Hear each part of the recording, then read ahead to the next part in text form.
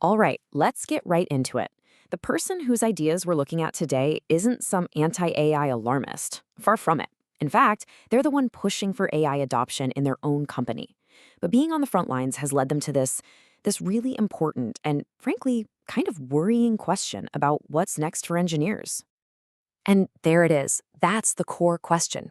This is what should be keeping engineering managers up at night. And if you're a junior developer, this needs to be on your radar big time. Think about it.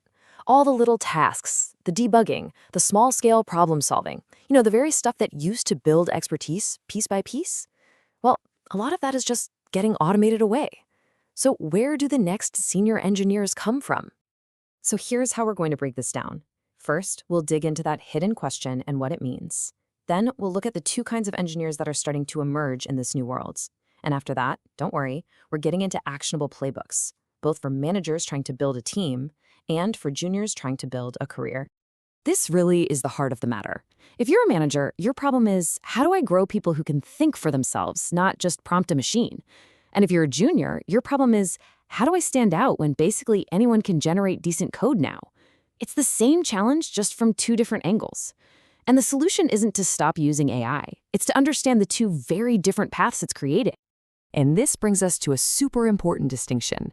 We are, without even really trying, creating this fork in the road for new engineers. On one side, you have what we'll call the operator, and on the other, the augmented engineer. And trust me, the long-term career difference between these two is absolutely massive. So first up, the AI operator. These folks are fast. They are wizards with prompts. They can stitch together AI outputs and ship code at a speed we've never seen before. But here's the catch. The moment the AI hallucinates or the bug is buried deep in some legacy code the AI doesn't get, they hit a brick wall. Their own problem-solving muscles just aren't getting the workout they need. But then you've got the AI-Augmented Engineer. Now they're using AI aggressively too. They love the speed boost just as much as anyone. The key difference? They never forgot how to think from the ground up. When the AI fails, they don't panic, they just switch to manual mode. They pop open the debugger and get their hands dirty to solve the problem themselves. This right here, this is your future senior engineer. And let's be super clear. This isn't about talent or who's smarter. It's all about mindset. The operator lets the AI be the teacher, kind of blindly accepting what it says. But the augmented engineer, they see AI as an incredibly powerful tool, for sure, but they are still the one in charge. AI is the co-pilot, but they're still flying the plane. Okay, so if you're a manager, this is probably what you're wondering. How do I make sure I'm creating more of those augmented engineers? You can't just cross your fingers and hope it happens. You need a deliberate game plan, a playbook, to make sure your team is developing the right kind of skills. So let's get into that. So here are 5 concrete things you can do. 1.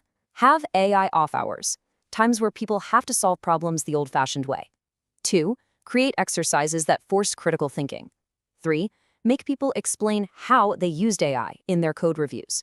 4. Put them on call with the goal of diagnosing issues from scratch. And 5, this is a big one, pair them up with your seasoned veterans, the people who know where all the bodies are buried in the codebase. Let's double-click on those critical thinking exercises because this is so important. The whole point is not to see who can write the cleverest prompt. No. The point is to test their ability to evaluate what the AI spits out. That's what senior engineers do all day. They weigh trade-offs, they analyze risks, they make judgment calls. That's the muscle you need to build. So for example, you could give a junior dev 2 different solutions that an AI generated. Solution A is, super short, elegant looking, but maybe a bit fragile. Solution B is longer, maybe a little clunkier, but it's built like a tank. It's got way better error handling and thinks about the edge cases. Neither is technically wrong, right? They're just different. And then you hit them with the real question.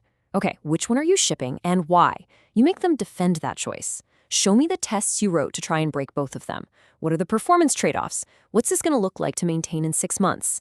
That conversation right there is worth more than 100 prompts. Okay, let's flip it around.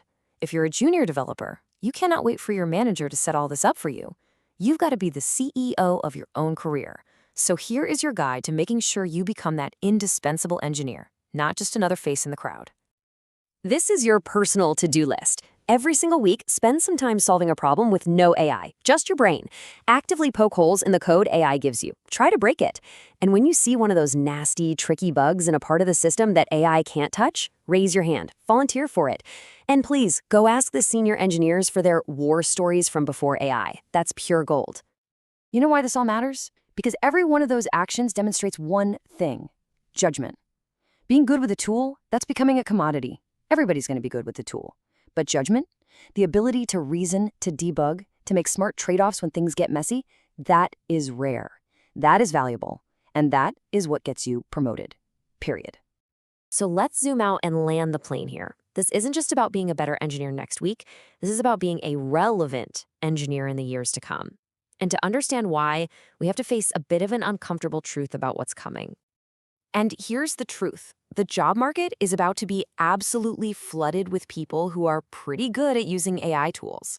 Being able to prompt your way to a solution is quickly becoming the new baseline. It's the bare minimum. It's not going to be special for very much longer. So the new career landscape is really splitting in two.